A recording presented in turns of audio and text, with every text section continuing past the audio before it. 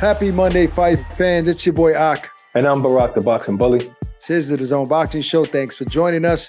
A lot to talk about. Fights at MSG. Edgar Berlanga's debut. I think a heavyweight has done enough in the sport. We'll get into all of that right now in the opening bell. Brock, will set things off with New York's own Adam Kownacki. You've known him since he was young. He made his waves in the heavyweight division. Almost got a Deontay Wilder fight at one point, and has had a string of losses, and he took a tough one this past weekend against Joe Cusumano. Barack, first things first. In my opinion, I thought the fight should have been stopped earlier than the corner did, and then the doctor did. The doctor was on the ropes trying to get the fight stopped. I thought the ref did a terrible job that night in the Adam Kownacki fight. I think the first knockdown, the fight could have been stopped. And yeah, he was on that line to fight Deontay Wilder. Just with that particular style, man. I mean, shout out to Adam Kownacki. I seen him as a kid in the gym. He was always like a standout kid, because he had personality and he was always chubby, but was skillful. Him and Jarrell Miller was in the gym around the same time as young teenagers. And he just had that style that I can take everybody's shots, but I can give you at least 2 times the shots you can give out. So he always had a high punch rate and always came in shape, no matter how bad his body looked. He always came in shape. And if you look at even Saturday night, he was kind of like in better shape than Cusumano. He had more energy than him. He just couldn't take the shots. And I think his punch resistance is at such a low level that you should not be competing, in the heavyweight division. Yeah, Barack, there were moments in that fight, man, these Rocky type moments where you thought Adam was out of there, and then he had these surge of these barrages of punches going back at Cusumano that you almost said, oh my God, is he gonna come back and do it? Then he had the roar of the crowd, a lot of Polish fans in the building that night. I just think that from the very beginning, it set the tone, right? I picked him to lose and get stopped that night. I'm not bragging about that, but I just saw that coming. I thought Cusumano was a little bit more fresh, and I think because of the punches that Adam has been taking in the last few fights, a couple of things. I tried to be, since I got insight from you and, having good conversations with our guy, Jack Reese, I'm less objective when it comes to refereeing. I'm more open-minded, and I like to listen because I know it's a tough job in there. I understand that it's catch-22 with a lot of these refs, right? Because if you stop it too early, then you deal with what the ref dealt with this past weekend in the J-Rock fight. Because he was throwing a jab moving forward at the time, people were saying it shouldn't have been stopped. So they have to deal with that. But there are moments inside of a boxing ring, Brock, when I'll say it with no problem, the ref did a horrible job. Because if you watch the fight, there were too many moments where Adam was out of it, he was hurt. And in that very round where the fight was stopped, there were at least 30 seconds before the fight was stopped, the ref should have stopped the fight. There was no question that Adam shouldn't have been in that ring any longer than that. And the doctor had to jump to the ring. The corner had to throw in the towel. There were so many people in the corner screaming at the ref. When the doctor is screaming at the ref, he's not doing the right job. In fact, his job before anybody else is to protect the fighter, right? He's the one right there next to the fighter. So even before the doctor on the side of the ring thinking that the fight should be stopped, the ref should be a step ahead of him. So the fight should have been stopped by the ref way before the doctor got to the ring. So if the doctor's screaming at the ref is not doing a proper job. So I was very disappointed and very upset when I had to get up off my seat myself to tell the ref, stop the fight. Yell at the ref, stop the fight. Yeah, well, you act like you had to get up out of the seat and do it, and the ref didn't listen to you anyway. But this is one of those times where I actually agree with you. I feel like I thought it was a strange situation anyway, because what actually happened was the referee didn't stop the fight until Cusumano ran away from Kownacki and started celebrating already. So maybe he saw the towel being thrown in, maybe he saw the doctor and the ref didn't, and all of a sudden the ref just waves it off. But I don't even know if the referee seen the towel, or I don't even know if they seen the doctor, telling them to stop it. So I thought it was just a bad handling of the fight anyway. But I can understand one thing. I can understand how it's a referee's job to try and at least know the fighters a little bit, know the fighters. And one thing he probably know about Adam Kownacki is that he can take a lot of shots and keep fighting. But that's not a good thing. We all know if he that. knows a fighter, then he should. But he can take a lot of shots and then come back. But we all know that. But we saw a different Kownacki in there. We saw a Kownacki that really didn't have control over his body walking back to his corner. Like, that's horrible. I hated his body language in that fight. I commend his heart, but I hated his body language. And even when he had those times that you said, those times of resurgent and it looked like he had those rocky moments, even if he would have won, I personally in my heart would have said, this should have been his last fight, no matter what. And even he was kind of saying beforehand when he interviewed us, he was like, I can have a spectacular performance or I can have an average performance. An average performance means I need to hang up the gloves. So it's kind of better probably that he lost so that he doesn't have any urges to actually try to stay in the game. And lastly on this, Barack, I don't want to keep saying refereeing is a hard job. So is being a physician, a heart surgeon. So is that going to be an excuse when you keep messing up? No, the reason why you probably said that, or I started saying that, is because people were just judging them a little bit too harshly without giving it any thought. And that's all I was saying. All right, I'm judging harshly when it needs to be judged in this manner. No, you might be, sometimes judging fairly sounds harsh. All I'm saying is this, refereeing is a hard job. If you can't deal with a job being that difficult in order for you to make the right last second decisions, then refereeing ain't for you. Well, I wouldn't jump out the window and say that. If a brain surgeon keeps messing up brain surgeries, maybe that ain't the field for him. Well, that's the thing. You're saying keep messing up. Doctors lose patience. Doctors lose patience and patients die. You know what I mean? And they don't necessarily just lose their license.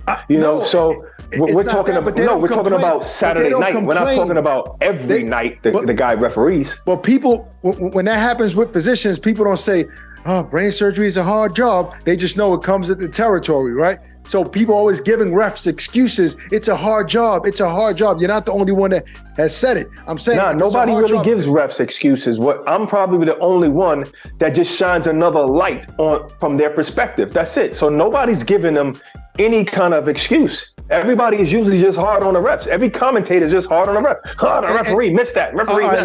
Let's move on to the main event, but I'll tell you this. That fight wasn't hard to ref, meaning the stoppage I agree with you. Difficult. I agree. It's like you're arguing with yourself. Yeah. I agree with you. I do that sometimes. Well, you lost the argument. All right, let's move on to the main event.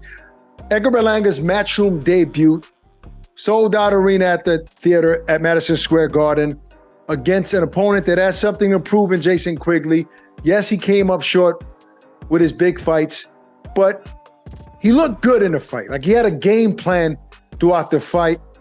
And I'll say overall, I considered the layoff of Edgar Berlanga, going back to his other trainer and wanting to make a statement. And when you get into that mode to wanting to make a statement, you're loading up on shots. So you're not throwing combinations. You're throwing one or two shots at a time because you want to get a guy out of there. You have to let that come off of the jab and off the flow of the fight. I'm no trainer, but what I'm saying from experience, watching so many great fighters fight, it's always better off the jab, especially when you have a jab as good as Edgar Berlanga, because he has a great stiff power jab. So yeah. I thought those are the things that had to be tweaked. But for those that are saying, oh, it wasn't a great performance, styles make fights, and that Quigley came in with a style, Barack, that it was tough to get that guy out of there last night. Exactly, and there's another fold to it. But first, let me just respond to what you were saying, because I agree with you. I believe that one thing we did see with him going back to his trainer, Mark, is that jab was fast and it was hard. And Berlanga might be a little shorter, but he has the longer arms. And I think if he would have stood behind that jab consistently, those 12 rounds, he would have set up those other shots, and he would have caught Quigley off balance sometimes, because when it was popping, and it would pop Quigley's head back. And it was just a beautiful thing to see. But the other fold of what I saw in there was that I saw the best Quigley I've ever seen. And that's the thing. And I think what was unfair, like I said to Chris Mannix a few days ago, is that people were going to automatically compare, especially the media, they're going to automatically compare Edgar Berlanga's performance to Demetrius Andre's performance. And I just think that's not fair, because that's not the same Quigley that went in against Demetrius Andre. I'm sure Andre didn't go in there saying, oh, I got to watch out for this guy. He's very, very powerful, So because in that particular fight, if you watch it, he was the aggressor. He initiated the shots first in the first round, even though he got dropped in the first round, got his jaw broken, he was initiating. So out of nowhere, out of a wide shot, boom, the way Andre does it sometimes, and they're awkward. You don't know when he's jumping in, caught him, broke his jaw. Like literally, he was in the corner, and his trainer started slapping him in the face and grabbed his face, and he was like, "Get the hell off! My jaw's broke." Right. Went back out there to fight the second round, and he kept getting hit in the mouth. He could not continue. Thank God the ref stopped it. So that was a different Quigley. This Quigley came super prepared. Andy Lee was in his corner. They had a wonderful, wonderful game plan. So they just made it difficult. Yeah, and I think back to the jab, Barack, I think that there's something that Edgar and his team can take from this, because when you do land an effective jab like that, what it does is it allows you to feint your opponent, and he'll be expecting things, and that's how you create openings, especially when you're a power puncher. To your point, Quigley went into this fight understanding he's fighting a guy that knocks people out, right. So he was on the defensive. So yes, it's harder to knock a guy out like that. So when a guy's like that, you have to use feints. And you do that by being able to land something first, whether you land in a check hook and then you start feinting that, whether you land in a straight jab and then you start feinting that, to set up the power shots that we know Edgar can land. So right. I think that there's a lot to learn watching this fight. He said he's going to take a week off in a press conference and go right back to the gym. He wants the Munguia fight.